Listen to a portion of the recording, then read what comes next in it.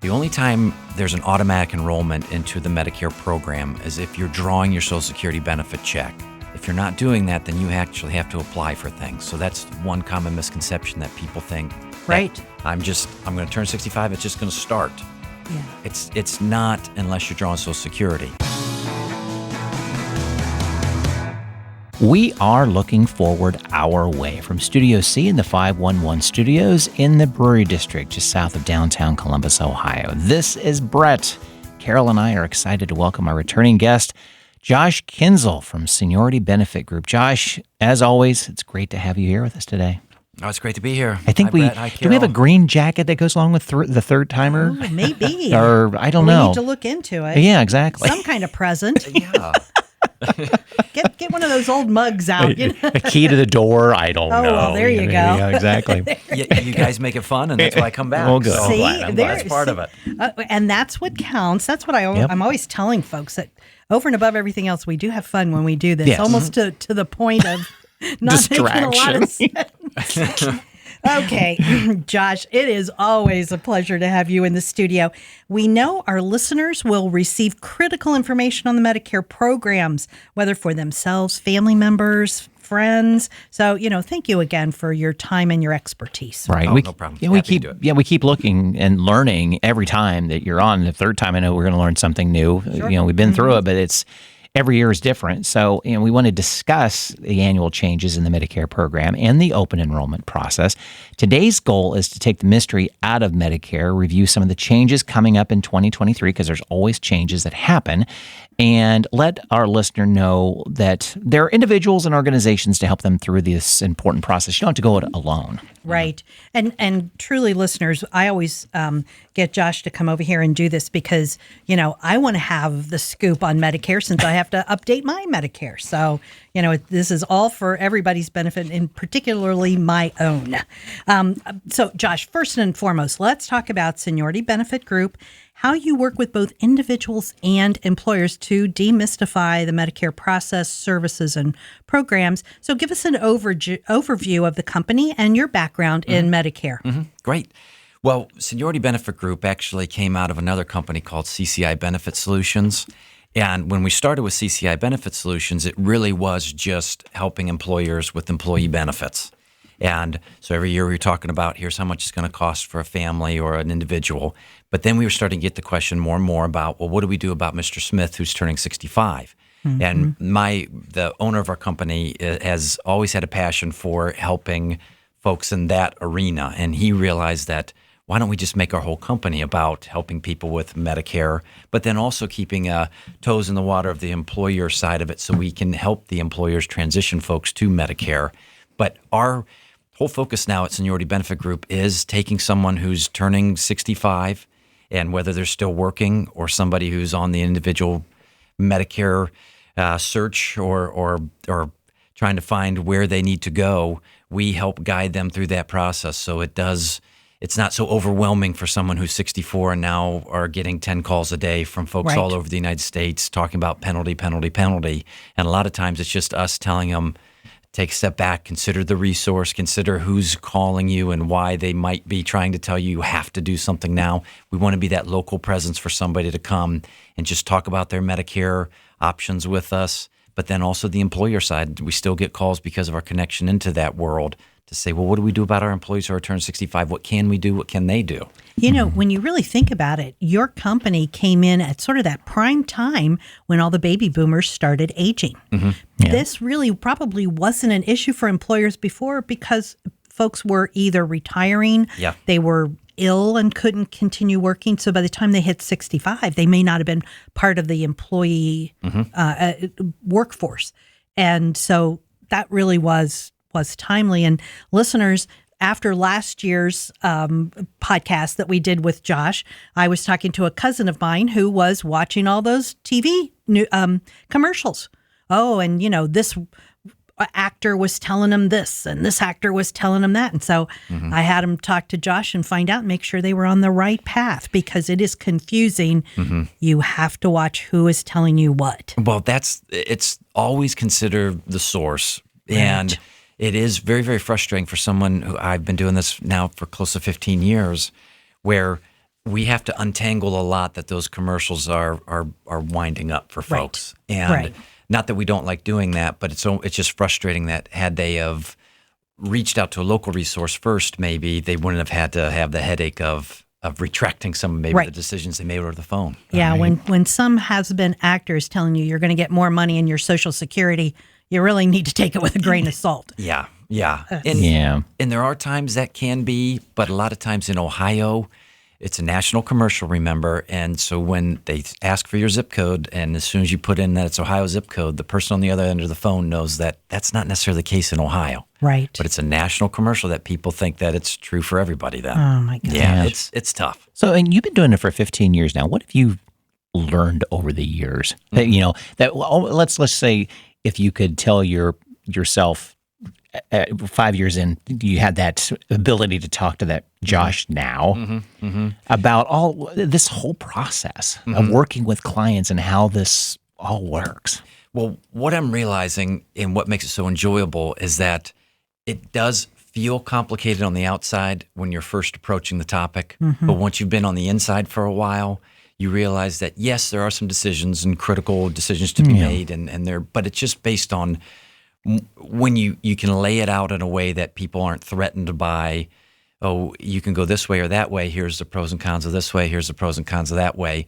So what I've learned over the 15 years is that people don't necessarily want myself or somebody they're seeking advice with just to throw up all the information they know and to try Right. to prove how much they know. And here's all the different nitty gritty of every single one of those plans. What I found that people approach us for is to simplify that for them. You could read every book out there. You could look at every website out there. I could recite that information to you, but being able to craft it into more simplistic conversation with folks, I think, is what I've learned over the years, is that it's not so much Right. people. They need to trust you a little bit, but once you've had that trust, you don't have to tell them everything about every little detail that you know. It's more of we're going to help you here, but we're going to also ride with you along this journey where we're going to help you at the beginning, but every year, which we're approaching now, we're getting back in front of folks and saying, let's look at this again. So it's not as if we're someone that's just going to come in, put you in a plan, and then you'll never hear from us again. And the other thing, too, and it's sort of the blessing of having to go through open enrollment every year, is that every year you get another opportunity to make sure you've got the right person helping you, you're in the right plan. You may make a mistake on the plan, but you're probably going to fix that within a year. Hopefully you make it through that year. But listeners, it's so important to have a good connector, and Josh's company does that. I'm unfortunately in a system in which I'm not able to use them, but have talked to a lot of clients and Josh and his colleagues, and they've done a great job. So, well, thank you, Carol. Yeah, we take pride in our approach, but we know we can't necessarily help everybody in their specific situations. But what we're here for too is just to reaffirm that your retiree plan, this is what you have to do. Right. We'd love to help you, but we don't want to get in the middle of that. So we take the approach that we really want to make sure when somebody comes to us, it's not that our blinders are on, that we have to, quote unquote, sell them a product. Our quality is to make sure that you realize, hey, look, you're still working. This still makes sense to stay on that plan. Or, hey, you have this retiree benefit to you. Don't go through us. Go through that. And that's a point that we want to make sure that people understand. Just like your company, other groups that are, and I'm using the term connector, I think that's the right term, everybody's paid the same. So you're not making more money because you push a particular product. Correct. The federal government has regulated that, so we are all protected from scams or people pirating each other. That's not going to happen. So that's find a good connector and use those connectors. That's the message. Right. Well, each year we review the major pieces of the Medicare plan. It's parts A and B in the Part D pharmacy plan, supplemental plans, and finally Advantage programs. It's important that participants, and we've emphasized this, to know and understand the changes. The healthcare program is critical to you, the listener, so many other adults, and as medical costs continue to skyrocket. But it is a complicated web of programs and services. So I think it would be best right now, let's review those parts and pieces so we kind of understand what's kind of automatic, but also ones that we really need to zone in on.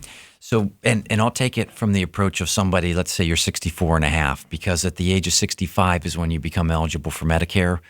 So if you are that individual and thinking, well, what do I need to do? What's automatic, like you said, Brett? The only time there's an automatic enrollment into the Medicare program is if you're drawing your Social Security benefit check. If you're not doing that, then you actually have to apply for things. So that's one common misconception that people think. Right. I'm going to turn 65. It's just going to start. Yeah. It's not unless you're drawing Social Security. And for my group, we didn't draw Social Security till 66. So that's critical. Yeah. So you have to actually do something if you want Medicare to start at 65. But then that decision comes in, well, what do we need to have at 65? And there's two parts of Medicare, A and B. That's original Medicare that's been there since the beginning. And when you're approaching 65, the first question is always, are you still working, or do you have coverage through a spouse that is still working? Because that will determine what part of Medicare you may or may not want to have. But just to review, Part A is hospitalization. So that's the one through the government that addresses if you're inpatient. And many folks, that doesn't have an additional cost because you've paid the appropriate Medicare taxes over your working career. So a lot of times, with the disclaimer, not every time, but a lot of times folks will pick that up regardless because it doesn't cost any extra. And now you have an insurance to help with the hospitalization. Then Part B of Medicare, B as in boy, addresses anything outside of the hospital. So you go to a doctor, you have a follow-up or an outpatient surgery. Part B is what addresses that. Those two combined cover those services at about 80%. Not down to the penny, but A and B of Medicare is about an 80% medical plan. So then once that was released back in 1965, the insurance companies realized, okay, there's some holes in that. There's some gaps that we can potentially fill. And that's where the supplements came in and the prescription drug plans and Medicare Advantage. So everybody, once you're retired, you have to have A and B of Medicare, that 80% coverage. But then you can go two paths. For the majority of folks, two paths. You can either do a Medicare supplement or a Medigap plan, where remember A and B covers 80%. Your Medigap plan could cover the other 20. You pay a premium for that. And you add a prescription drug plan to that as well. That's Part D. And a lot of the times when people are getting calls from folks from out of states, they're talking about the Medigap type of plan. And a lot of folks that are calling from out of state can only talk to you about that. So that's the other thing to be aware of, is that they may only be telling you 50% of the story. Right. But that is one option where you have Medicare A and B covering 80%, a Medigap plan covering the other 20, or the vast majority of that, and a Part D. The other are these Medicare Advantage plans, where that's Part C. So you have A and B of Medicare, you have D, which is the drugs, you have C, which is Medicare Advantage. And so it is easy to start to realize it might make some sense to talk to somebody about that to try to Right. sort that out. And it's what I found was that going that traditional A and B as opposed to Advantage, the big issue there is your doctors. And so you really need to kind of hone in on who's going to accept, what are your doctors going to accept, and what does the insurance accept. Yep, absolutely. And that's the very large part of when you're going through and reviewing that with someone. Make sure that you have that list of doctors ready, like you said, Carol, so they can check for you to whatever plan that you're going to ultimately choose, your doctors will accept. And same with the prescriptions. You want to make sure that those are covered as well. Right. Right. So, Joss, I know there's changes coming up in 2023, including changes to the monthly premiums. Some of that information is available, as well as deductibles and program limits. Is there some good news that you can give us? Well, not yet, but what has happened recently within the past couple of weeks is that President Biden signed the Inflation Reduction Act, which does focus on some of the prescription needs for folks on Medicare, which that part is very, very exciting, because the part of me that I hate, a part of my job that I hate, is when somebody comes in with a list of medications that they have no control over. Right. They need to take them because it's something that just improves quality of life. And now all of a sudden there's this huge price tag on it. And I don't have a perfect solution for them, because at the moment, and will continue to be, there's no perfect solution for that, unfortunately, where you could end up spending quite a bit. with the Inflation Reduction Act, if everything goes through like they said, eventually there's going to be caps on how much somebody has to spend on prescription drug plans, which that part's very exciting. Whether that all rolls out in a timely manner, it should be in 2025 is where it's laid out. So we do have a couple years to go, but that's good news on the horizon, hopefully. The cost of Medicare, we don't know that for next year yet, but one of the things that we've been hearing is that it maybe stays stagnant, which might not seem like a great thing, but last year was the largest increase it's had ever on your Part B premium because of what they thought they had to spend on, ironically, one of these medications.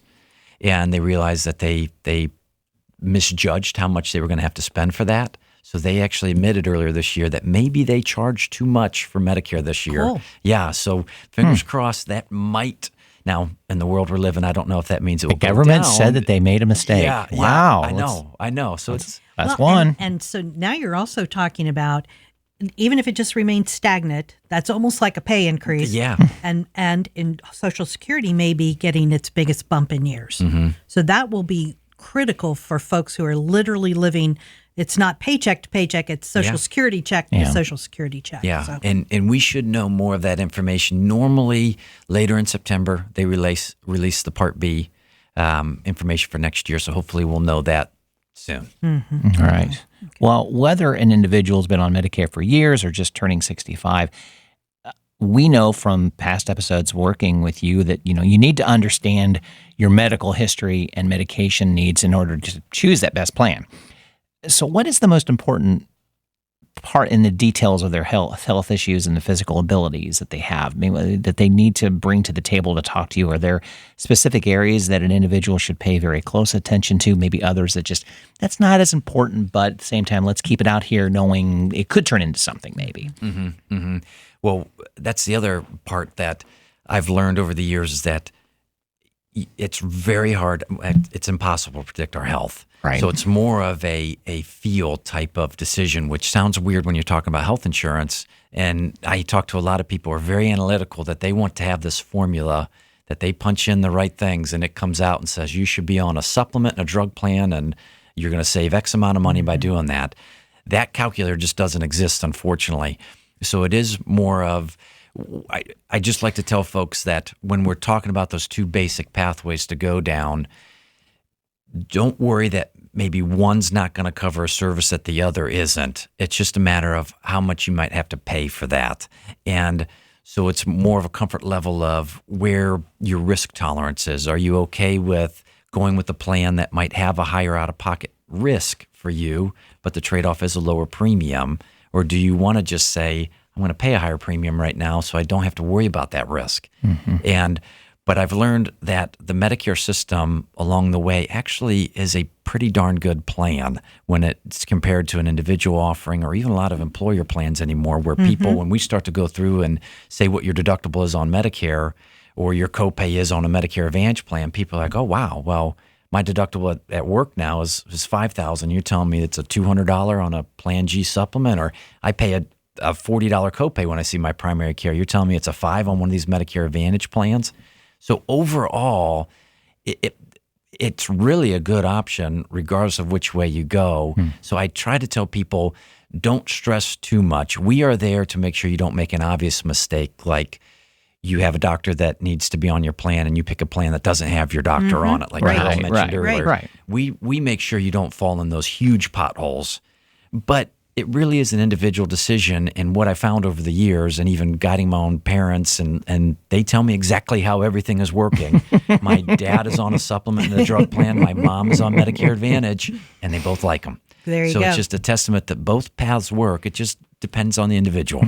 Well, but I think, too, that the message really is that people have to do a little bit of their homework. They really need to sit down and think about who are my doctors, because that's where, had I not had a connector helping me, I would have been in the wrong plan because I have a nurse practitioner. You can do that on Medicare traditional plans. Most of the Advantage plans, you can't use a nurse practitioner. And I wasn't willing to give her up because she's phenomenal. So it just, you have to be really careful. But if I hadn't written all of that out so that I could talk to my connector rep, Yeah. that I wouldn't have known. And that's that is the service that we offer is we look up those doctors for folks. I was with a lady the other day who she kept apologizing as I was looking up all her doctors and all these different companies. She goes, "Oh, that's something I could do." I was like, "Yes, it could. You could, but that's why you came to me. I know how to navigate this. So stop apologizing. I just want to help." And so eventually she did stop. But she just felt so bad that, oh, you're looking at all these different websites, but that's what we're there for. Right. So utilize someone like us to make sure you're not just in over your head. Right. Josh, let's do a little bit more examination on Part D, because I think I remember when they first came out, they were confusing that. I'm not sure because you're talking about the donut hole and all of that stuff. Let's talk about Part D programs that cover pharmaceutical needs. Are there specific issues that Medicare participants really have to pay close attention to when they pick a Part D program?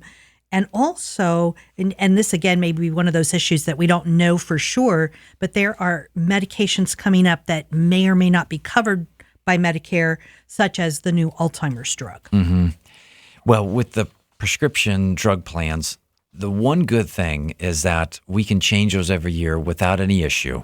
So it is a year-to-year decision. But when you're making that decision, you really just have to look at the formularies on these prescription drug plans to make sure your medication's covered. Or if you need to go through a prior authorization to get to the drug that you need and your doctor knows you need. But those are some of the nuances that maybe it's unavoidable. But when we tell folks that, yes, you'll have to have your doctor involved, they said, okay, well, at least I have a heads up that they're going to have to do something here to make sure it's covered.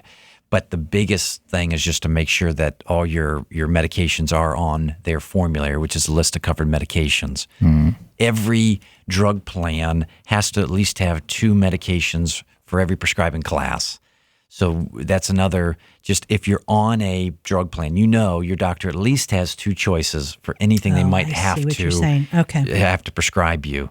Now, maybe of those 2 choices, they don't like those 2 choices, but at least there are 2 options that you could potentially have. Is that like the regular and generic? Is that the kind of choice you're talking about? Yeah, but there has to at least be 2 for high blood pressure, for instance, or cholesterol or diabetes. There has to at least be 2. The drug plans do, and we take the most amount of time on those because it is one of those fixed costs for folks. It's the premium that you pay for things. That's coming out of your bank or your Social Security check. And you also know you have to pick up your medications. And so we talk to them about even going to the right pharmacies. Some pharmacies are less than others. So you shop that a little bit. But there are 4 stages of this drug plan that I'll go over just hopefully briefly here, but just to give people a foundation of what these are, where the government doesn't have a Part D plan. It's not through the government. It's through private insurance companies. But the government has a basic structure that they all have to follow. And so there are 4 stages of a drug plan, which, again, makes it confusing sometimes. But when you lay it out, at least, they're allowed to have a deductible up to a certain amount. Right now, it's $480. That normally changes every year. So your drug plan might have that deductible. So that's another thing that you want to be aware of, that at the beginning of a year, you might pay full price for a medication that you had been paying a copay for. But so your first stage is the deductible. Then you go into the copay stage, where then it feels more like what you've been used to forever. You go to Kroger or Giant Eagle, you pick up your medication, they charge you a flat rate, the insurance picks up the rest. Then you go into the coverage gap or the donut hole, which, Carol, you referenced there, where once the cost of your medications, the full cost, reach a certain amount, now you're paying a percentage. Now, the Affordable Care Act really helped in that particular spot, where the reason it was called the coverage gap is because initially you had to pay 100% of the cost of your medication while you were there, which was very, very hard for folks. And with the Affordable Care Act, they reduced that down to now 25%. So you still pay while you're in there, but it's 25% instead of 100%. Then beyond that, if your medications reach a certain limit, you go into the catastrophic phase where you pay 5% of your meds. With that Inflation Reduction Act, then next year, in 2024, so not quite next year, they're reducing that coverage gap to 0, or the catastrophic level. Phase 4, basically. Yeah, phase 4. So now you don't even have to pay that 5%. And then that year after that, if everything goes as planned in 2025, then just the most that anybody has to spend on medications in a year will be $2,000. Oh, good. which would be very, very helpful for a lot of folks. Yeah. And then on top of this, then they've also passed legislation that Medicare is going to finally be able to negotiate with the pharmacies the way the Veterans Administration has been able to do for years. That's why they were able to take care of veterans' pharmaceutical needs so easily. So that is going to make a huge difference. Yeah, and I would say in the past year, there's been more positive change than the 14 years prior with just the prescription piece of this. This has been it's been good news. So hopefully everything rolls out the way it's presented to us. Right. Yeah. Hopefully. And it's again to listeners, it really is an issue of doing your homework. So an example that I went through, and again, you said you could change this every year, and every year I have a different set of groups to choose from. One year I chose a group, and the connector said, "This is gonna work out well for you." And then I'm getting these huge bills, and I'm thinking, "How is this working out?" Luckily I'm in a position in which I can afford it, and I don't have that much medication. You're not looking at thousands of dollars, but it was more than what I thought. But at the end of the year, I went through and I added it up, and it actually was to my advantage. And you don't know that, when you only look at one monthly bill or the bill for 1 month, then, and it's not what you expected it to be, then suddenly it's like, oops, this is wrong, blah, blah, And so, yeah, you have to sit down and really do your homework and realize what it is, and not just look at one tiny piece of the puzzle. Yeah.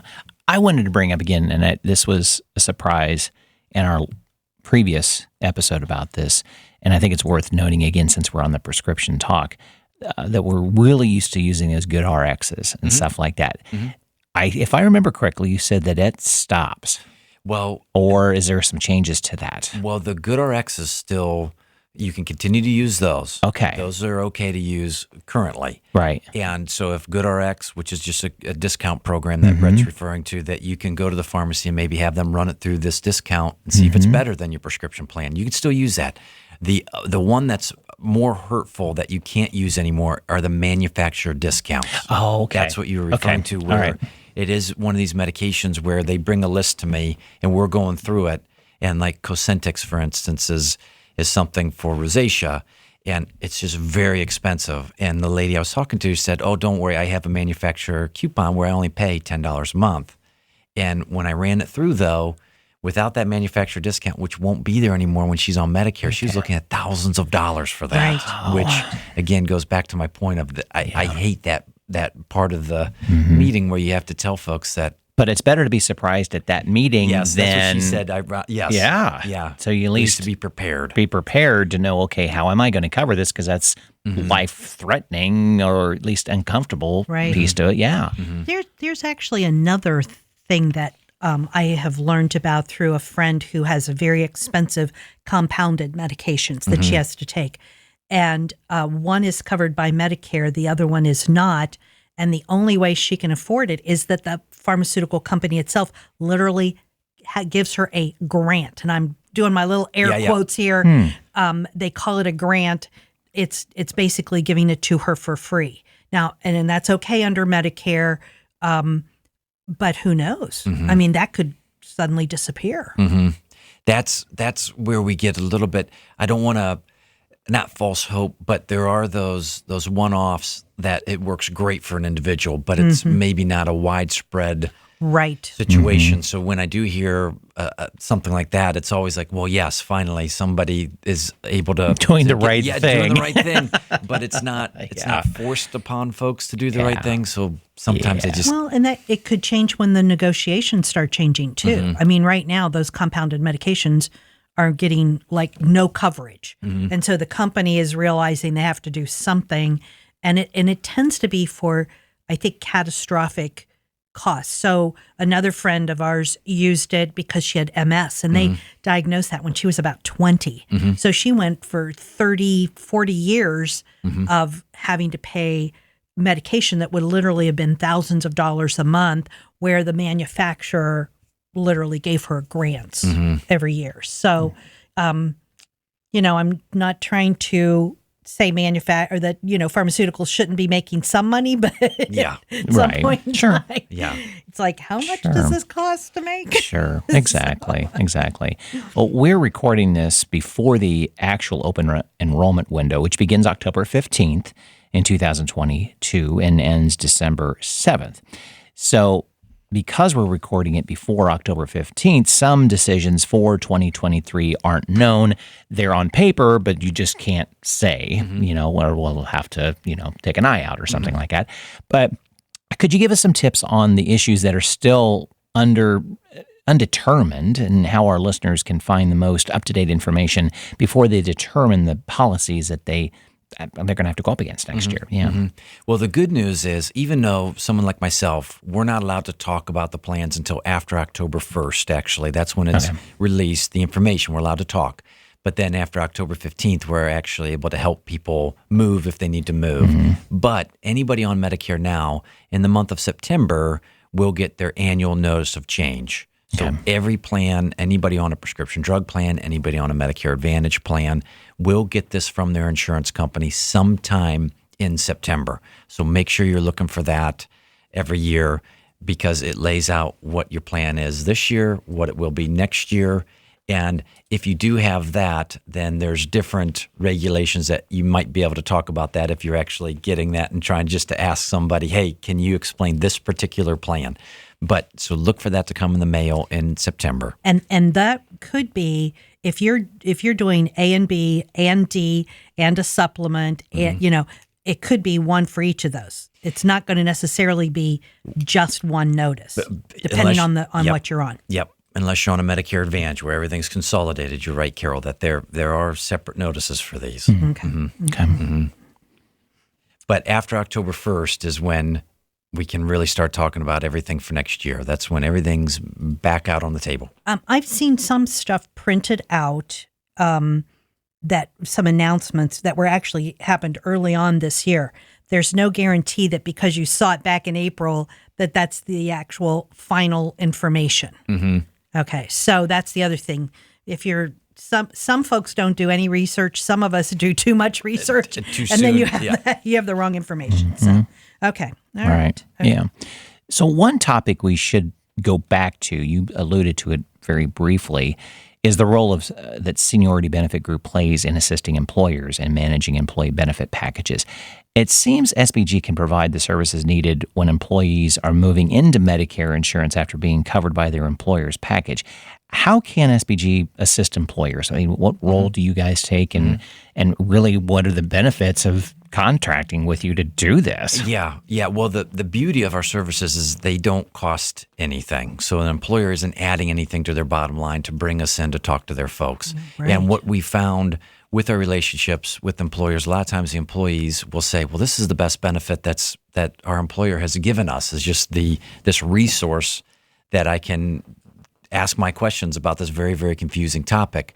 But if you look at, again, back to that bottom line of the employers, when they're reviewing their health insurance plan and they're talking to their broker that helps them with that, a lot of times their broker is going to bring up the fact, well, do you understand, Mr. Smith, that you have 10 people that are eligible for Medicare now?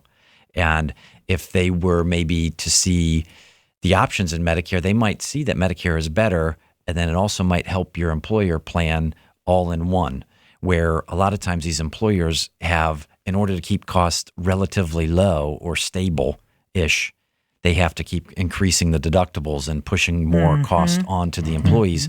So if there is a solution where that employee who is now eligible for Medicare didn't realize that they could go on Medicare, still work just fine, where Medicare might be a greener pasture for them, and then the employer might have a better chance when they go out to shop their plan, knowing that their employees are on Medicare now and their plan doesn't have to worry about that risk. Because there's no cost to an employer. If somebody moves to Medicare, correct. I mean, if the employer could choose to help them in terms of cost, HRA or something like that. But yeah, and even that's delicate because you don't ever want to make it seem as if someone's being forced off an employer plan onto Medicare. So, but more, it really is just, we go into these companies and have an hour conversation with their employees that might be eligible for Medicare, And a couple of them might say, well, that sure sounds better to me. But then the others, at least the fear will be alleviated from all these things they've heard up to 65 that you're going to be penalized, you're going to be penalized.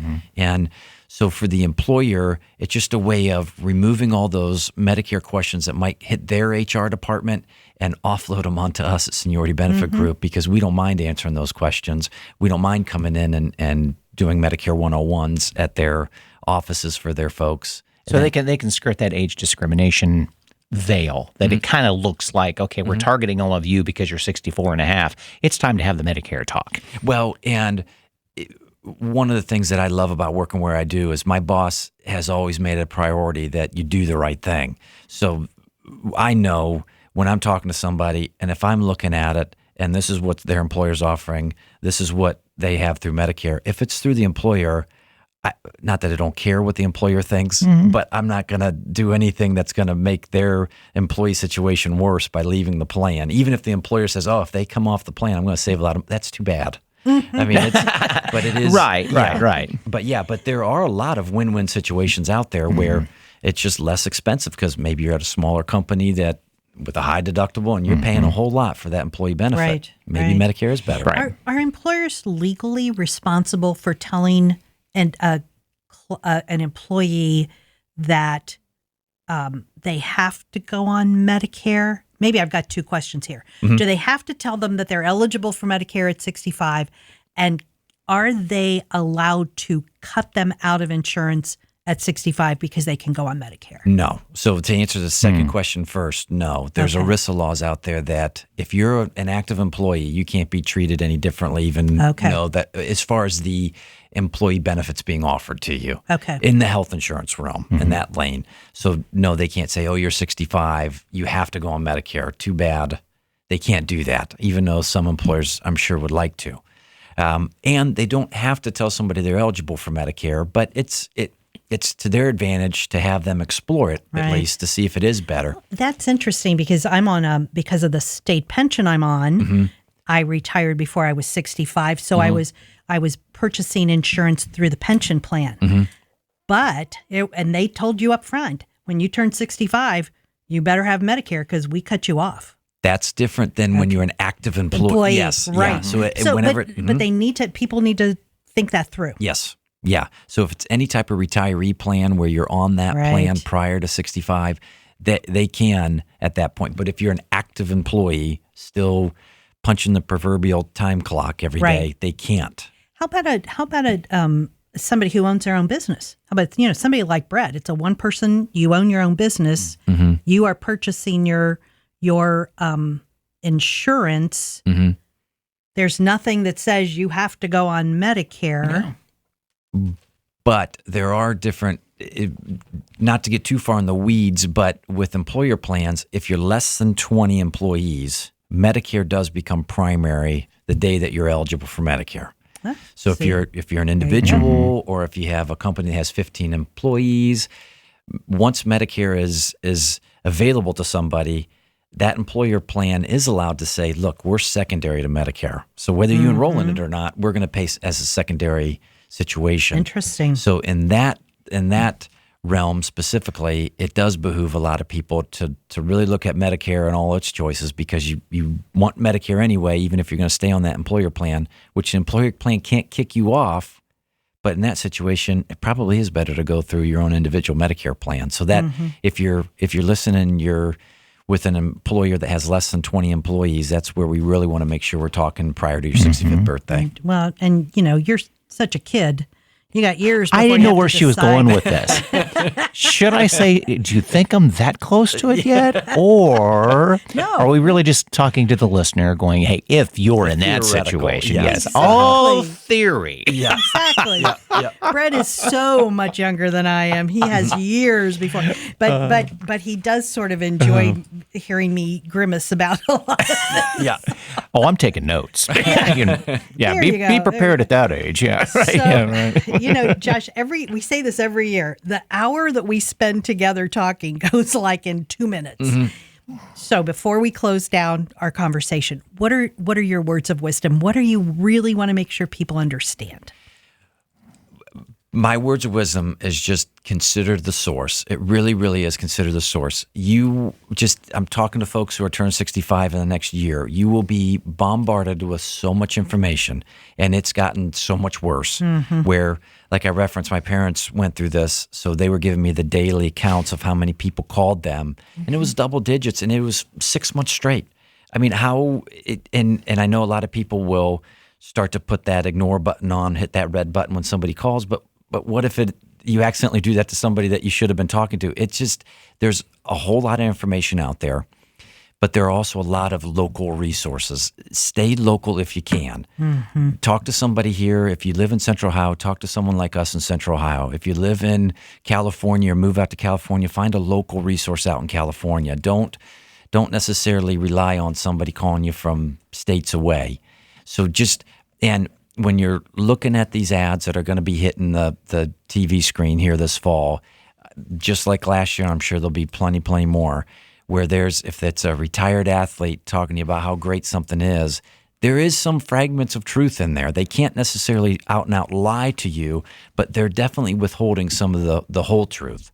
And so even though they're talking about something that conceptually does make a lot of sense for a lot of people, just talk to somebody locally that can explain what that person was trying to tell you. So there are a lot of resources out there that don't cost you any extra. Like Carol said earlier, there's no incentive for these folks like us, like me, to push one way or another, because there are limits to what can be paid on that insurance company's behalf. So just make sure you're talking to somebody that you can trust, that's local, and really that's my best advice I can give somebody. Yeah. Thank you. Yeah, thanks. Many thanks to you, Josh, stopping by from Seniority Benefit Group, for joining us today. Listeners, thank you for joining us. Don't forget to check out our show notes for Josh's contact information, as well as the resources will be on our website and the show notes. The website, again, is lookingforwardourway.com, and we're looking forward to hearing you for your feedback and on this episode and all of our other episodes of Looking Forward Our Way.